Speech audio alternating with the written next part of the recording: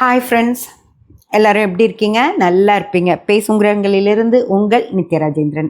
மிருகசீரிஷ நட்சத்திரக்காரர்களுக்கு இந்த பூரத்தில் இருக்கிற கேது என்ன மாதிரியான பிரச்சனைகளை கொடுக்க போகிறாரு அப்படின்னு சொல்லி பார்க்கலாமா? ஃப்ரெண்ட்ஸ், மிருகசீரிஷ நட்சத்திரம் அப்படிங்கிறது செவ்வாயுடைய நட்சத்திரம். அந்த செவ்வாயுடைய நட்சத்திரக்காரர்களுக்கு சுக்கிரனுடைய நட்சத்திரத்தில் இருக்கிற கேது என்ன செய்ய போகிறாரு அப்படின்னா, முதல் விஷயம், ஒரே ஒரு விஷயம், செவ்வாய் கேது இணைவு அப்படிங்கிறது உங்களுக்கெல்லாம் தெரியும். ஃப்ரெண்ட்ஸ், உங்களுக்கெல்லாம் தெரியும் அப்படின்னு சொன்னால் நீங்கள் எதோ சொல்கிறாங்கல்ல, அதெல்லாம் கேட்டுறாதீங்க. இந்த மிஷினெல்லாம் சொல்லுவாங்க இல்லையா, டெய்லரிங் மிஷின் வந்து செவ்வாய் கேது, அதனால் வீட்டில் வச்சுக்கக்கூடாது அப்படின்லாம் சொன்னாங்கல்ல, அந்த மாதிரியெல்லாம் இல்லை. அப்படியெல்லாம் ஏதாவது கேட்டுறாதீங்க. செவ்வாய் கேது இணைவு சிறப்பு தான். ஆனால் என்ன பிரச்சனை அப்படின்னா, 4ஆம் பாவமாக இணைகிறாங்க. ஓகேங்களா? அப்படி 4ஆம் பாவகமாக செவ்வாய் கேது இணைவு ஏற்படும் போது அங்கே 4ஆம் பாவம் அப்படிங்கிறது இயந்திர தன்மை. ஓகேங்களா? அதனால் இந்த நேரத்தில் பூரத்தில் கேது இருக்கிற வரைக்கும் இந்த மிருகசீரிஷ நட்சத்திரக்காரர்களிடம் அன்பு அப்படின்ற ஒரு விஷயம், கருணை அப்படின்ற ஒரு விஷயம், ஐயோ பாவம் அப்படின்னு நினைக்கிறது அவங்கக்கிட்ட நடக்கவே நடக்காது. ஒரு இயந்திரம், ஒரு மெஷின் மாதிரி அவங்க இருப்பாங்களோ தவிர கொஞ்சம் கூட அதில் ஒரு கருணை, ஒரு கசிவு அப்படின்ற விஷயமே இருக்காது. அப்படியே இறுக்கி பிடிச்சிட்டு அப்படின்னு இருப்பாங்க. ஓகேங்களா? அதனால் அந்த இவங்க கிட்ட முதலே செவ்வாய் அப்படின்றது ஒரு ஆளுமை நிறைந்த இதுதான். அவங்க வந்து நார்மலாகவே ஒரு அன்பாக பேசுறது இல்லை, ஒரு அடித்து பேசுகிறது தான் அவங்களுக்கு அன்பே. அவங்களோட அன்பையே அவங்க முரட்டுத்தனமாக தான் கட்டுவாங்க. அப்பேற்பட்டவங்களுக்கூட கேதுவும் அது வந்து அன்பை வெளியே காட்டாது, அப்படியே மூடி இப்படியே வச்சுக்கும். இப்படி ஓப்பன் பண்ணி கேது காட்டவே மாட்டார். அந்த கேது 4ஆம் பாவம் அப்படின்றது ஒரு இயந்திரத்தன்மை. இந்த 3 கூட்டும் சேரும்போது இந்த 8 மாத காலங்கள், கேது பூரத்தில் இருக்கிற 8 மாத காலங்கள் இவங்க அப்படியே ஒரு மெஷின் தன்மையோட இருப்பாங்க. ஃப்ரெண்ட்ஸ், மிருகசீரிஷ நட்சத்திர கணவன்மார்கள் கிட்ட மனைவிகள் நெருங்கவே நெருங்காதீங்க. ஓகேங்களா? அப்படியே இந்த காண்டாம் இருக்க மாதிரி இருப்பாங்க. ஏன்னு எப்போ வாயை திறப்ப அப்படியே கவி சண்டை போட்டுடலாம். புரிஞ்சுங்களா? அந்த மாதிரி தான் இருப்பாங்க. அதனால் அவங்கக்கிட்ட என்னமே கேட்காதீங்க. இந்த 8 மாதமும் என்னமோ பண்ணி தொலைகிறாங்க அப்படின்னு சொல்லி விட்டுருங்க. ஓகேங்களா? ஃப்ரெண்ட்ஸ், இப்போது ஒரு விஷயம் உங்களுக்கு புரியுதா? ஜாதகத்தில் இதே இணைவு வந்துருச்சு அப்படின்னு வச்சுக்கோங்க. 4ஆம் பாவாதிபதியாக செவ்வாய், அவரோட உபாதிபதியாக கேது, இல்லை உபாதிபதியாக கேது அப்படி வர்றாங்க. அல்லது 4ஆம் அதிபதியாக செவ்வாய், அந்த 4ஆம் அதிபதியாக கேது, அந்த கேதுக்கு சாரம் கொடுக்கறக்கு செவ்வாய் வரார் அப்படின்னா, அப்போது அவங்க 4ஆம் பாவம் 4 தொடர்புலையும் வச்சிருக்கு அப்படின்னா, லக்னம் நல்லா இருந்தாலும் சரி, 9ஆம் பாவம் நல்லா இருந்தாலும் சரி, 5ஆம் பாவம் மிக சிறப்பாக இருந்தாலும் சரி, 7ஆம் பாவம் சிறப்பாக இருந்தாலும் அந்த கணவர்களுக்கு மனைவி மேலே ஒரு அன்பு அப்படின்ற விஷயம் ஒரு அனுசரணையாக வரவே வராது. ஓகேங்களா? அந்த அன்பு கூட அவங்களுக்கு ஒரு அப்படி ஆளுமையாக தான் வருமோ தவிர அனுசரணை அப்படின்ற விஷயம் வரவே வராது. ஜாதகத்தில் இந்த மாதிரி இருக்கும் பட்சத்தில் அவங்கள திருமணம் செஞ்சுக்கக்கூடிய பெண்கள் வாழ்நாள் முழுக்க ஒரு அன்பில்லாத நிலையே தான் இருக்கும். கொஞ்சம் கூட எனக்கு முடியலைங்க, கால் வலிக்குது அப்படின்னு சொன்னால் அதுக்கு நான் என்ன பண்ண முடியும் அப்படின்னு கேட்பாங்க. கொஞ்சம் கூட அப்படியாம்மா, சரி கொஞ்ச நேரம் உட்காரு, ஏதாவது தைலம் ஏதாவது தடவிக்கோ, ஒரு மாத்திரை போட்டுக்கோ, இல்லை நான் வேணால் தடவி விட்டு, அப்படியெல்லாம் எந்த ஜென்மத்துலேயும் கேட்க மாட்டாங்க. கால் வலிச்சா அதுக்கு நான் என்ன பண்ண முடியும், போ படு, சீக்கிரம் எனக்கு 2 தோசை ஊற்றி கொடுத்துட்டு போய் படுத்துக்கோ அப்படின்வாங்க. அந்த மாதிரி அவங்களுக்கு ஃபஸ்ட்டு, அதுக்கப்புறம் தான் அது மனைவியாக இருந்தாலும் சரி, யாராக இருந்தாலும் அந்த மாதிரி அந்த விதிப்படி அப்படி இருந்துட்டா இது பரவாயில்ல. ஒரு பயிற்சி காலங்கள், ஒரு 8 மாத காலங்கள் அப்படி ஒரு கணவர் இருந்தால் அதை தாங்கிக்க முடியும்.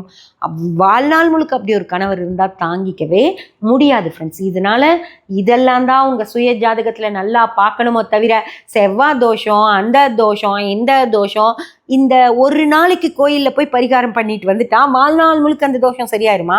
அந்த கணவர் வந்து நீங்கள் கோயிலுக்கு போய் பரிகாரம் பண்ணிட்டு வந்துட்டதுனால அவர் வந்து அந்த குணத்தை மாற்றிக்கிட்டு அன்பு வந்துருமா அவருக்கு? அப்படிலாம் ஒன்றுமே வராது. எந்த பரிகாரத்தினாலையும் இதையெல்லாம் சரி பண்ணவே முடியாது.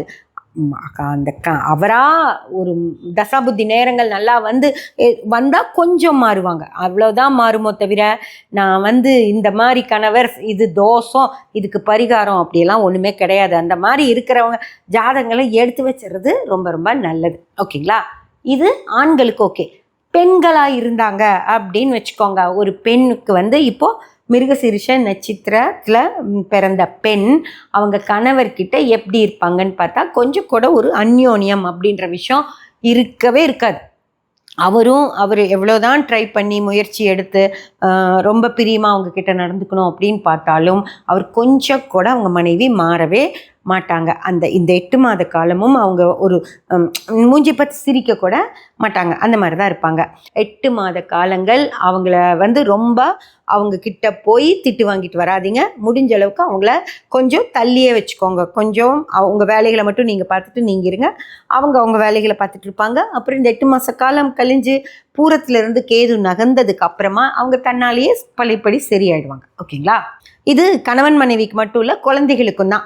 இப்போ உங்கள் அப்பா மிருகசீரிஷமாவோ அம்மா மிருகசீரிஷ நட்சத்திரமாகவோ இருக்காங்க அப்படின்னா ஃபோன் கூட பண்ணாதீங்க உங்களுக்கு. அவங்களாம் ஃபோன் பண்ணி பேசுகிறப்போ சரின்னு கேட்டுக்கோங்க. அவங்களா ஃபோன் பண்ணி படிச்சியா, அவங்களா வீட்டில் படிச்சிட்டியா, என்ன பண்ணுற அப்படின்னு கேட்குறப்ப இது வேணும் அது வேணும் அந்த மாதிரி சொல்லுங்கள். அதே போல் சாப்பிட்டியா அப்படியெல்லாம் கேட்பாங்கள்ல, அப்போ வேணுமா என்ன வேணும்னு சொல்லுங்கள். நீங்களா போய் எனக்கு சாப்பிட்றக்கு அது வேணுமா அப்படின்னு கேட்டிங்கன்னா திட்டு தான் விழுகும், ஒரு நேரம் அடிகோட விழுகும். அந்த மாதிரி மிருகசீரிஷ அம்மாக்கிட்டையும் பேசாதீங்க, மிருகசீரிஷ அப்பாக்கிட்டையும் பேசாதீங்க. வள்ளுன்னு தான் விழுவாங்க. இப்போ படித்து முடித்த பசங்கன்னு வச்சுக்கோங்க. படித்து முடித்த பசங்க பிள்ளைங்க ஏதாவது வேலை இது கிடைக்குது அப்படின்னா, வெளிநாட்டில் வேலை கிடைக்குது அப்படின்னா இவங்களுக்கு இன்ட்ரெஸ்ட் இருக்காது போகிறக்கு. ஏன்னா அவங்களுக்கு அவங்க நாட்டிலே இருக்கணும், அவங்க வீட்லேயே இருக்கணும், அவங்க பெட்ரூம்குள்ளேயே இருக்கணும், அவங்க இடத்துலையே இருக்கிறது தான் அவங்களுக்கு பிடிக்குமோ தவிர எந்த காரணத்துக்காகவும் வெளியே போகணும்னு நினைக்கவே மாட்டாங்க. வேற வழியே இல்லை, போய் தான் ஆகணுங்கிற பட்சத்தில் போவாங்க. மற்றபடி அவங்களுக்கு வெளிநாடு போகணும் அப்படிங்கிற இன்ட்ரெஸ்ட் ஆசை இருக்கும். ஆனால் இந்த 8 மாத காலங்கள் ஏதோ ஒரு மைண்ட் செட் அவங்கள வெளிநாடு போக விடாமல் பார்த்துக்கோங்க ஃப்ரெண்ட்ஸ். வேறு வழி இல்லாமல் தான் போக வேண்டியிருந்தால் வேறு வழி இல்லாமல் தான் போவாங்க. இந்த சுற்றுலா அப்படி வெளிநாடு போய் சுற்றி பார்த்துட்டு வரலாம் அப்படிங்கிற எண்ணமெல்லாம் இப்போ அவங்களுக்கு இருக்கவே இருக்காது. அதை பற்றி நினைக்க கூட மாட்டாங்க. அடுத்து ஆரோக்கியம் எப்படி இருக்குது அப்படின்னு சொல்லி கேட்டிங்கன்னா, ஆரோக்கிய குறைபாடு அப்படின்றதெல்லாம் இருக்கவே இருக்காது. இந்த 8 மாத காலமும் இவர்கள் கேது பூரத்தில் இருக்கிற 8 மாத காலமும் கிருத்திகை நட்சத்திரக்காரர்களுக்கு ஆரோக்கிய குறைபாடு அப்படின்ற விஷயம் இருக்கவே இருக்காது. ஆனால் முதல்ல இருந்தே இந்த 8 மாதத்துக்கு முன்னாடி இருந்தே அவங்களுக்கு ஏதாவது ஒரு நோய்கள் இருக்குது, என்னாவது பிரச்சனைகள் உடம்புல இருக்குன்னா அது அப்படியே இருக்கும், மெயின்டைன் ஆகிட்டு இருக்கும். மேலேயும் போகாது கீழேயும் போகாது, சரியில்லாமையும் போய் பிரச்சனை கொடுக்காது, நல்லாயும் சந்தோஷப்படுத்தாது, எதுவுமே இருக்காது. அப்படியே நியூட்ரலாக அப்படியே இருக்கும், என்ன இருக்கோ அது அப்படியே இருக்கும். ஓகேங்களா? புதுசாகவும் எதுவும் வராது. ஓகே, அகம் ஒரு மாதிரி போகுது. புறம் எப்படி இருக்கும் அப்படின்னு கேட்டிங்கன்னா, புறம் சூப்பராக இருக்கும். ஏன்னா ஒரு இயந்திரம் தானே, அந்த இயந்திரம் ஒரு தொழிலில் சூப்பராக வேலை செய்யும். ஓகேங்களா? அதுவும் மாடு மாதிரி மாங்குன்னு வேலை செய்வாங்க. இந்த ஸ்மார்ட் ஒர்க்கெல்லாம் கிடையாது, ஹார்டு ஒர்க்கே செய்வாங்க. ஓகேங்களா? போய் அந்த வேலையை எடுத்தால் அது நான் முடிச்சு நைட்டு 12 ஆனாலும் வீட்டுக்கு போக மாட்டேன், முடிச்சுட்டு தான் போவேன்னு சொல்லிட்டு சொந்த தொழில் நிறுவனமாக இருந்தால் அங்கேயும் மங்குன்னு வீட்டுக்கு போகிறவங்களையும் போக விடாமல் பிடிச்சி வச்சுக்கிட்டு வேலை செய்வாங்க. அதே போல் வியாபாரிகளாக இருந்தாங்க அப்படின்னாலும் ஒவ்வொரு கஸ்டமரையும் திருப்திப்படுத்துகிற அளவுக்கு அவங்க வியாபாரம் பண்ணுவாங்க. அதிலெல்லாம் இவங்களை எந்த குறையுமே சொல்ல முடியாது. அதே போல் வேலைக்கு போகிற இடத்துலையும் அப்படி தான் அவங்க வேலையை மிக சரியாக செய்வாங்க.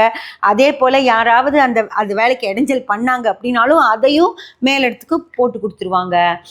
இவங்களுக்கு எந்த பிரச்சனையும் வராமல் பார்த்துப்பாங்க. இவங்க தனியாக உட்காந்து வேலை செஞ்சாலும் பரவாயில்ல, ஆனால் கூட இருக்கிற யாராவது ஒரு தப்பு பண்ணாலும் அவங்கள மாட்டி விட்டுட்டு அவங்கள அந்த இடத்துலேருந்தே அப்புறப்படுத்திடுவாங்க. அந்த அளவுக்கு பயங்கர ஸ்டாமினாவோட இருப்பாங்க ஃப்ரெண்ட்ஸ்.